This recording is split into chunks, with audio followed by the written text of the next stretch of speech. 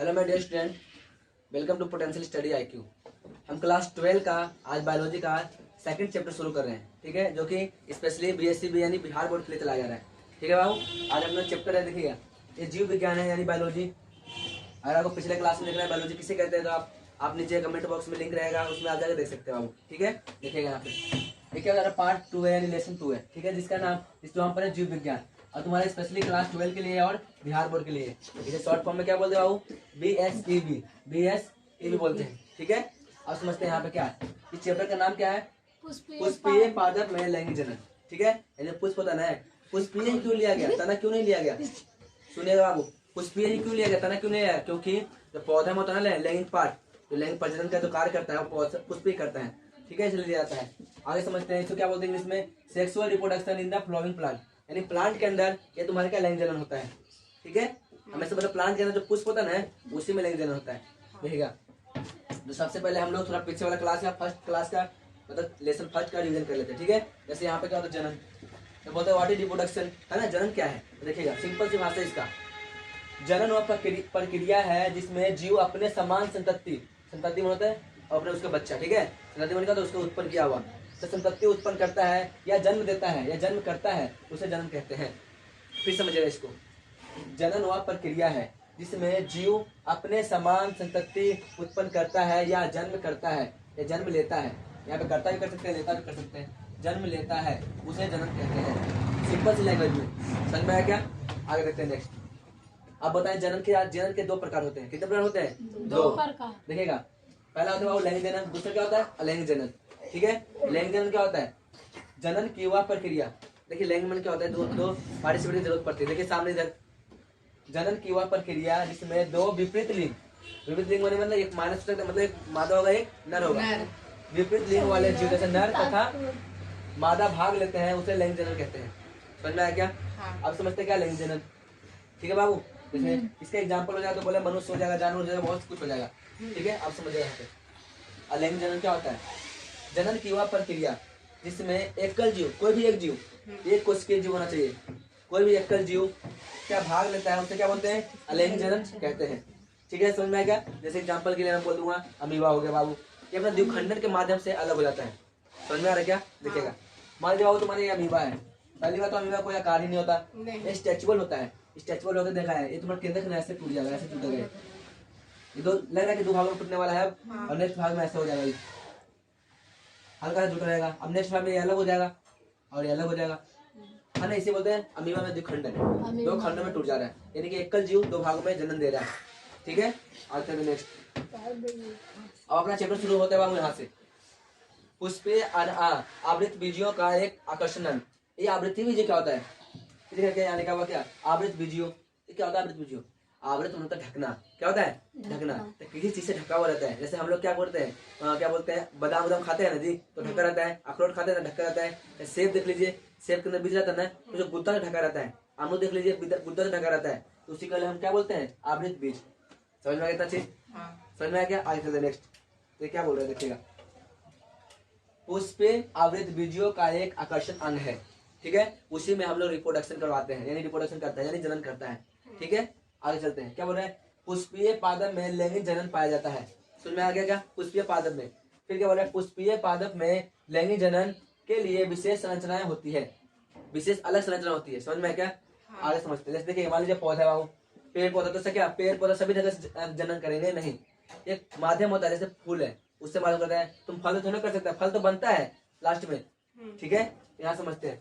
अरे ये पुष्प की संरचना चार भागों से मिलकर बनता है। तो पुष्प बनता है ना, फूल, वो चार भागों से मिलकर बनता है। तो तुम्हारा ये लिखा हुआ है, पहला भाग तुम्हारा क्या है? बातम दल, ये क्या है? दल। दूसरा क्या है? पुंबंग। और तीसरा मतलब चौथा क्या है? जयांग। ये क्या होता है? आपको समझ नहीं आ रहा अभी, तो समझ में आ रहा है। देखिए बातम दल अभी माध्यम से, देखिए चलिए हम लोग फोटो पे आते हैं, इससे समझ में आ जाएगा आपको वहाँ पे क्या लिखा हुआ है। ठीक है, कोई डाउट होगा, कोई मतलब समझ नहीं आएगा बाबू, तो आप लोग कमेंट करिएगा और आप लोग पूछिएगा। ठीक है, चलिए देखते हैं यहाँ पे आगे वो पुष्प की संरचना कैसा होता है। देखिए, तो मैं पहले शॉर्ट फॉर्म में बनाया तो आप समझिएगा। क्या कैसे बना है, गौर करिएगा। पहले आप ऐसे कर दीजिएगा, फिर ऐसे करिएगा, ऐसे, फिर ऐसे कर दिएगा। देखिए दोबारा से समझाते हैं, वो देखना बाबू, ऐसे करके ऐसे ऐसे, और तुम्हारा ये नहीं, ये ये दिख रहा क्या, ये दिख रहा क्या है, इसे बोलते हैं बाह्यतम दल। क्या बोलते हैं इसे, इसे बोलते हैं बाह्यतम दल बाबू। जो नहीं होता पौधा के नीचे हरा हरा टाइप का रहता है, तो तुम्हारे क्या फूल के नीचे नहीं होता है, इसे बोलते हैं बाह्यतम दल।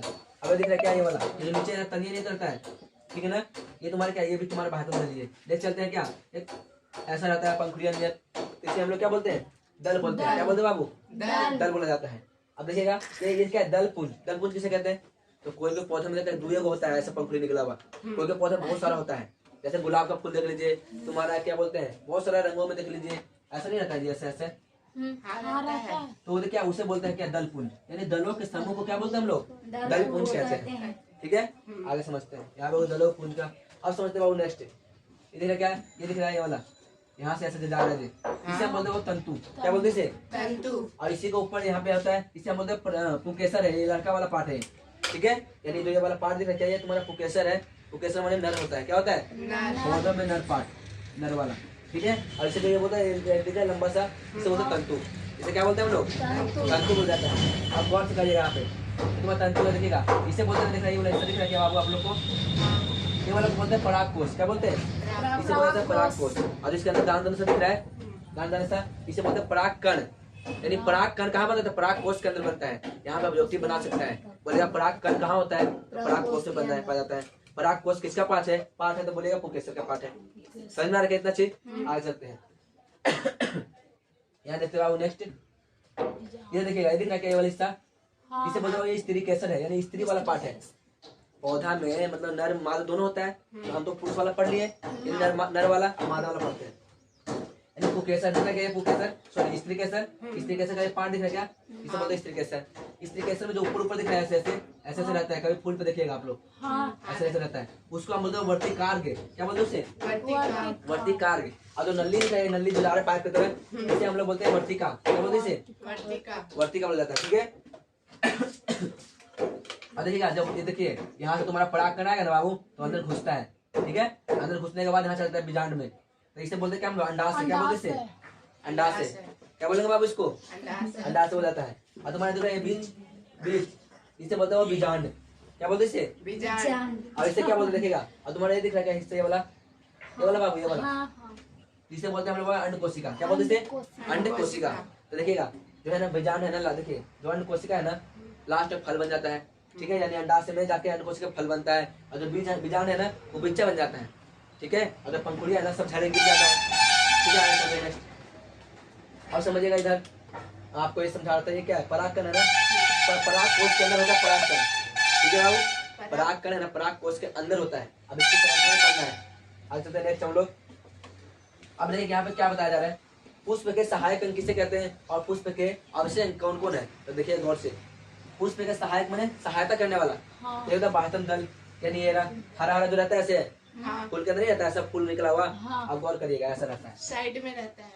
मान लीजिए तुम्हारे गुलाब का फूल है बाबू ऐसा, ठीक है, तो ऐसा रहता है फूल, ऐसे नहीं रहता ये सब। ये देखो ये सब सपोर्ट कर रहा है ना इसको जी, जब खेले खिला रहता है तो ऐसे रहता है। और ये देखा ये वाला, ये गुलाब का फूल, तो ये क्या बताया जा रहा है यहाँ पे देख रहे हैं, पंखुड़िया बहुत सारा है, इसे सहायता कर रहा है, मतलब आधी प्लेट रख, क्या बोलते उसे, सपोर्ट कर रखा है ताकि बाहर न जाए, ठीक है।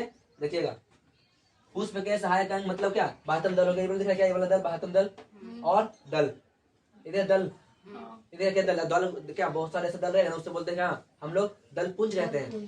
तो परिभाषा में आ सकता है, दल पुंज का परिभाषा दीजिए, चाहे आप पूछ सकता है दल पुंज पुष्प पादप में नर है कि मादा है, तो आप बोलेगा नर जननांग है। क्या ये नर जननांग। तो देखिए हम बोल रहे हैं बाह्यतम दल और अंतर दल मतलब दल, इसे ये क्या है बाबू, तो नर युग्मक का संरचना है। कैसे है, नर युग्मक का संरचना, जिसके अंदर क्या आता है, देखो तंतु आता है, देखो गौर करिएगा, तंतु आ गया, और क्या आ गया, परागकोश आ गया। क्या परागकोश, अब परागकोश के अंदर क्या बनता है, परागकण, दिखा दे रहा क्या बाबू, परागकोश के अंदर परागकण बनता है। अब आगे चलते हैं नेक्स्ट, दूसरा आता है पुष्प के आवश्यक अंग, ठीक है। देखिएगा तो आपसे मैं इसका इम्पोर्टेंट पार्ट क्या है, तो देखिएगा पहला होता है पुमंग। पुमंग बने क्या होता है, पुमंग बने होता है बाबू, क्या होता है, नर वाला नर पार्ट, यानी कि पुकेसर। क्या होता है, तो देखिए यहाँ पे लिखा हुआ है, पुमंग बने होता है पुकेसर के समूह को। देखिए ये पौधा में तो एक ही रहता है ना, लेकिन ऐसे बहुत सारे पौधे होते हैं, कोई भी प्लांट होता है, जैसे अड़हुल का देख लीजिएगा, गुल्लर, गुल्लर का फूल देखे हो, गुल्लर के फूल में देखिएगा, गुल्लर होता है ना, गुल्लर, तो गुल्लर का फूल में आप देखिएगा, इसे बहुत सारा ऐसा ऐसा होता है, ठीक है। तो इसे क्या बोलते हैं हम लोग, क्या बोलते हैं, मतलब क्या पुमंग किसे बोलते हैं, पुकेसर के समूह को पुमंग कहा जाता है। समझ में आया क्या? अब आते हैं क्या ये क्या जयान क्या होता है बाबू? जयान तो देखिएगा, जयान होता है स्त्री केसर के समूह, क्या बोलते हैं हम लोग? जयान कहते हैं। समझ में आ गया यहाँ चीज? अब आगे देखिएगा मादा, देखिए तुम्हारा क्या बनाता है, तुम्हारा जयान क्या बनाता है, तो मादा युग्मक का संरचना है इससे, इसके अंदर मादा युग्मक बनता है। समझ में आया क्या? ये तुम्हारे इतना है, तुम्हारा ये क्या बोलते हैं, पहला क्लास का इतना फ्लावर के बारे में जाना है, उसके अंग है सब। ठीक है बाबू? तो आपको फ्लावर के माध्यम से, चित्र के माध्यम से दिखा दिया। ठीक है, कोई डाउट है तो बोलिए। ठीक है बाबू? अगर लेसन 2 है, उसका एक जो सेकंड लेक्चर है, मतलब इसका पार्ट है ना सेकंड लेक्चर का। ठीक है बाबू? देखिए यहाँ पे पहला हम लोग क्या पढ़े थे पिछले क्लास में, पुष्प का संरचना पढ़े थे, है ना। पुष्प में स्त्रीलिंग वाला पार्ट पढ़े थे, पुल्लिंग वाला पार्ट पढ़े थे। हम लोग आज पढ़ेंगे पुष्प के मादा जनन अंग। ठीक है, यानी इसकी संरचना ही पढ़ेंगे। देखिएगा पहले तो पुष्प में मादा जननांग संरचना। ठीक है, तो उससे पहले थोड़ा फोटो बनाने से पहले आप इसे समझिए कि ये क्या चीज है। समझ में ना, इसमें क्या चीज क्या क्या आ रहा है। ठीक है, देखिएगा ये वाला पहले इसके अंदर पार्ट क्या होता है बाबू? देखिएगा हम लोग ये बार पढ़ चुके हैं, ऐसा पढ़े ना जी, ऐसा पढ़ चुके हैं। ये सब क्या है, एक तुम्हारा देखो वर्तिकार्ग, जब वर्तिकार्ग बोलेगा तो ये वाला आएगा, तो बोलूंगा वर्तिका तो ये वाला आएगा, और तुम्हारा क्या होगा अंडाशय तो ये इसमें आएगा। ठीक है, अब समझिएगा नेक्स्ट क्या बोला यहाँ पे। तो वर्तिकार्ग और वर्तिका और अंडाशय तीनों के तीनों स्त्री केसर वाला पार्ट है। ठीक है, यानी कि मादा जननांग वाला है। अब समझिएगा बाबू पुष्प मतलब पुष्प पादों में लैंगिक जनन, ये तो हेडिंग है। देखिएगा इधर मतलब पुष्पीय पादप में लैंगिक जनन के लिए आवश्यक संरचना अंग पुष्प है। क्या है बाबू? तो पुष्प, यानी पुष्प अगर नहीं रहेगा कोई पौधा में तो हो ही नहीं सकता, तो पुष्प इसका आवश्यक अंग है। आगे समझिएगा। तथा जहाँ पर लैंगिक जनन की 3 अवस्थाएं में भेद होता है, ये पुष्प है ना, पुष्प में लैंगिक जनन तो होता है, लेकिन 3 अवस्थाएं में होता है। ठीक है, पहला अवस्था देखिएगा, पहला आता है निषेचन पूर्ण अवस्था, यानी निषेचन होने से पहले। ठीक है, अब अवस्था होता है। फिर दूसरा क्या आता है बाबू? निषेचन अवस्था, ये निषेचन हो रहा है। और तीसरा क्या आता है बाबू? तुम्हारा आता है निषेचन के बाद, यानी निषेचन पश्चात अवस्था। ठीक है, तो हम लोग पहले जानेंगे निषेचन पूर्व अवस्था क्या होता है। पूर्व में देखिए मादा वाला युग्मक अलग बनता है, नर युग्मक अलग बनता है, वो अलग ही रहता है, यानी मिलना। देखिएगा इसमें क्या होता है वो क्या बोलते हैं, युग्मकों का निर्माण होता है और वह स्थानांतरण होता है। समझ में क्या? युग्मक का निर्माण होगा, अगर मादा है तो मादा युग्मक का निर्माण होगा, अगर नर है तो नर युग्मक का निर्माण होगा, और स्थानांतरित बने चलेगा वो। ठीक है, इसे दूसरी जगह पे। नेक्स्ट पार्ट इसमें क्या होता है देखिएगा, इसमें निषेचन में क्या होता है, जब नर युग्मक और मादा युग्मक दोनों आपस में मिल जाते हैं, उसी को हम लोग क्या बोलते हैं, निषेचन बोलते हैं। ठीक है, यानी देखिएगा नर युग्मक प्लस मादा युग्मक का संलयन यानी मिलना क्या कहलाता है, निषेचन कहलाता है। ठीक है, आगे चलते हैं नेक्स्ट। अब ये जब मिल गया, निषेचन हो गया, तो इसके बाद ही घटना, तो निषेचन पश्चात अवस्था। क्या क्या अवस्था निषेचन पश्चात वाला? ठीक है, देखिएगा क्या बोल रहे हैं, नर तथा मादा युग्मक के संलयन के बाद, जब संलयन हो जाएगा इसके बाद भ्रूण का विकास होगा। क्या होगा? भ्रूण मैंने मान लीजिए बिच्चा। ठीक है, धीरे धीरे विकास होता रहेगा, भ्रूण का विकास होगा, और भ्रूण का विकास होने के बाद बिच्चा का निर्माण हो जाएगा, निर्माण। ठीक है बाबू, बिच्चा का निर्माण होगा। अब बिच्चा का निर्माण होने के बाद क्या हो जाएगा, वो फल में निर्माण हो जाएगा, यानी फल का निर्माण हो जाएगा। ठीक है, आगे नेक्स्ट चलते हैं हम लोग। फिर आते क्या, अब निषेचन सबसे अधिक ये तो होगा तीनों का। अब स्पेशल इसमें बढ़ेंगे, इसके बारे में पढ़ेंगे। समझ में आया क्या? देखते हैं क्या बोल रहे हैं यहाँ पे, निषेचन पूर्व अवस्था। क्या होता है निषेचन पूर्व अवस्था, यानी पूरी डिटेल में अब इससे पढ़ेंगे, फिर संरचना ही बनाना इसको। ठीक है, देखिएगा पुष्पीय पादप में, सुनिएगा बाबू, पुष्पीय पादप में निषेचन से पहले नर एवं मादा युग्मक का निर्माण तथा स्थानांतरण मतलब होते हैं। क्या होते हैं स्थानांतरण होते हैं, जो निम्नलिखित प्रकार से। देखिएगा पुष्पीय पादप में निषेचन होता है, निषेचन पहले क्या होता है, नर तथा मादा युग्मक का निर्माण होता है, और उसके बाद क्या होता है, स्थानांतरण होता है, जो कि निम्नलिखित प्रकार का है। तो पहले समझिएगा इसको। देखिए नर युग्मक का निषेचन, इसके अंदर क्या क्या आएगा, निर्माण मतलब पहला आएगा पुकेसर होगा, पुकेसर की संरचना होगा, क्या पुकेसर की संरचना है उसके बारे में जानेंगे। फिर जानेंगे लघु बीजाणु धानी क्या, लघु बीजाणु क्या होता है वो जानेंगे, मतलब लघु बीजाणु धानी क्या होता है ये जानेंगे। फिर लघु बीजाणु जनन क्या होता है वो जानेंगे। फिर क्या बोल रहे हैं, तथा परागकण भी हम जानेंगे इसके अंदर। ठीक है, तो पहले हम लोग क्या जाते हैं, पुकेसर की संरचना। क्या संरचना जानने से पहले, मतलब फोटो जानने से पहले थोड़ा सा ये जानते हैं, फिर हम लोग करते हैं। ठीक है, देखिएगा पुष्प में पुकेसर नर जननांग वाली संरचना होती है। कैसे होती है, तो नर जननांग, समझ में क्या, यानी स्त्री पुकेसर वाला पार्ट है। पुष्प में पुकेसर नर जननांग वाली संरचना है, जो 2 भागों से मिलकर बना होता है। कौन वाला, एक तंतु, दूसरा क्या था, परागकोश। नहीं बताया था क्या, जैसे क्या था, ये तुम्हारा परागकोश ही तो था, जैसे नहीं था, देखिए तुम्हारा परागकोश था, और ये तुम्हारा क्या तंतु था। अब इसके अंदर परागकण होता है, होता है। ठीक है क्या? आप पिछले वाला क्लास पिछले लेक्चर वाला में देखिएगा बाबू, आपको साफा साफा मैं समझा रखा हूँ उसके अंदर कि ये तुम्हारा क्या है, ये तुम्हारा क्या है, तुम इसी क्यों बोलते हैं इसको। ठीक है, आज चलते हैं नेक्स्ट हम लोग। पहला आ जाओ, तंतु का क्या काम होता है, इसे हम लोग इंग्लिश में क्या बोलते हैं, फिलामेंट बोलते हैं। ठीक है, और ये क्या होता है, परागकोश। परागकोश क्या होता है, इसे हम बोलते हैं एंथर बोलते हैं इसको। ठीक है, समझिएगा इसको क्या बोलते हैं। तंतु माने क्या होता है, तंतु एक धागेनुमा संरचना है जो पुकेसर को पुष्प से जोड़ता है। समझ में क्या बोला है, यहाँ पे देखिएगा, तंतु नहीं, तंतु नहीं लिखा है, तंतु तंतु एक धागानुमा संरचना, धागा की तरह संरचना है जो पुकेसर को पुष्प से जोड़े रखता है। ये पुष्प होता है ना ऐसा बाबू, कहाँ बनाऊं देखिएगा, ये नहीं होता है ऐसा जुड़ा हुआ रहता है, अरे पुष्प से जुड़ रहता है, ऐसे रहता है जी, फिर पुष्प में जोड़ रखा है क्या, नहीं बोल जा रहा है क्या। तंतु एक धागे नुमा संरचना है जो पुकेसर के पुष्प से जोड़े रखता है। ठीक है बाबू, समझ में आ रहा क्या? आगे चलते हैं। परागकोश क्या होता है, परागकण मतलब परागकोश क्या होता है, परागकोश में दो पालियां होता है। क्या होता है, दो पालियां, अभी पाली समझाएंगे, स्ट्रक्चर भी समझाएंगे, टेंशन नहीं करिएगा। क्या है परागकोश में, मतलब परागकोश में दो पालियां होता है जो एक दूसरे को संयोजक उत्तक द्वारा जुड़ा होता है। देखिए थोड़ा सा डेमो यहाँ पे दिखाता हूँ, अभी जगह नहीं है बाबू, नहीं तो अगला पन्ना पे करेंगे। देखिएगा मैं बोल रहा कि अगर ऐसा रहेगा, देखिए समझा देते हैं, फिर उसके बाद हम बनाएंगे अच्छी तरह से, देखना चौड़ से। ये तुम्हारा होता है ऐसा, ठीक है, फिर समझाते इसको, 1 2 3 और 4। इन्हें क्या यहाँ पर दो देखो, ये अलग है, ये 4, इसके अंदर क्या होता है, 4 होता है। अब इसी को हम लोग क्या बोलते हैं, बीजाणुधानी। ठीक है, तो अब इसके बारे में जानेंगे, टेंशन ना करें।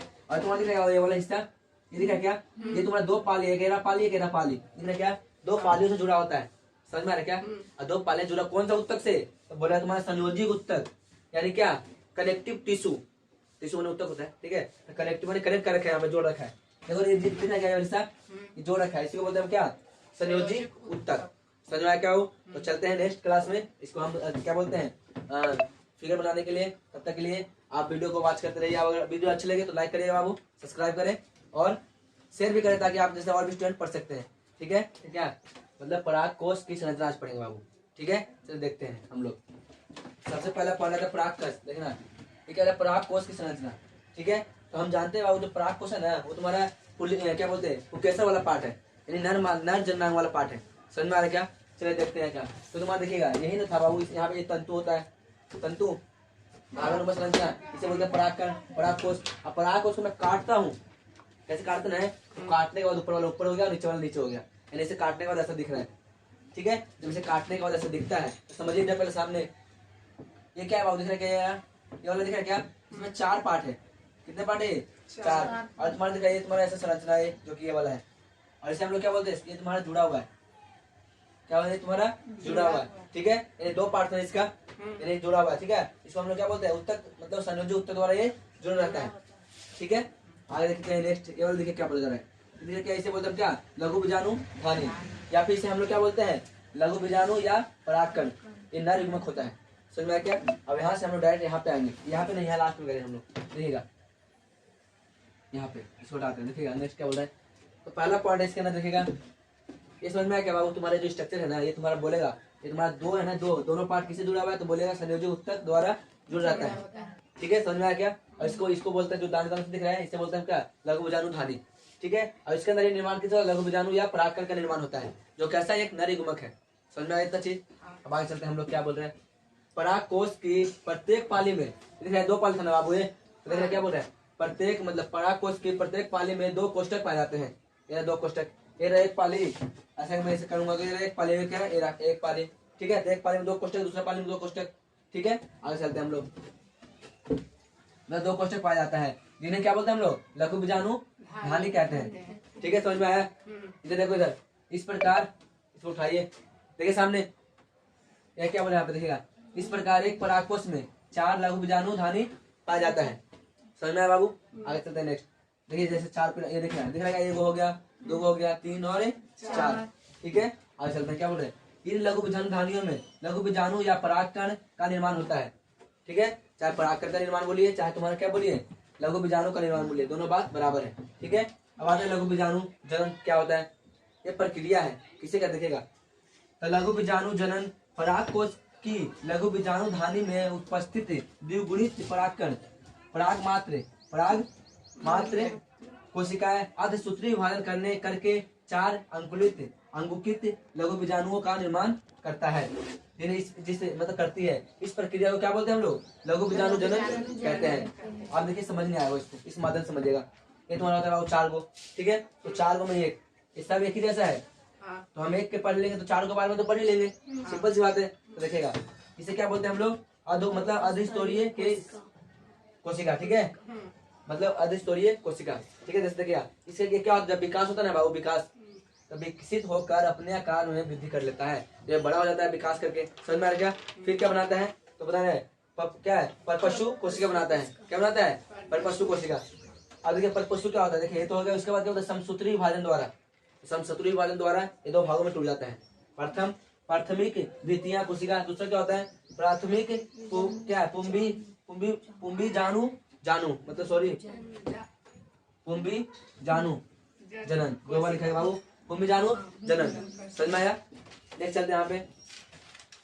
अब क्या बोला? समसूत्री विभाजन क्या होता है असली में? देखिएगा समसूत्री, देखो गुणसूत्रों की संख्या अपने जनक के समान होना चाहिए, उसे हम लोग बोलते हैं समसूत्री, ठीक है। जैसे मान लीजिए हम लोग क्रोमोसोम कितना होता है बाबू? 23 गो, 23 जोड़ा होता है। तो 23 जोड़ा ही मेरे अंदर है, 23 जोड़ा मेरे पिताजी के अंदर थे।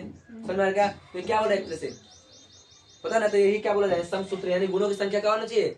समान होना चाहिए। तो उसे क्या बोलते हैं हम लोग? समसूत्री विभाजन बोलते हैं, ठीक है। अब देखिए इसमें पहला पार्ट हम लोग क्या पढ़ रहे हैं, देखिएगा प्राथमिक द्वितीय कोशिका, क्या बोला हिस्सा? ये वाला हिस्सा देखिएगा पहले देखना। ये तुम्हारा क्या था?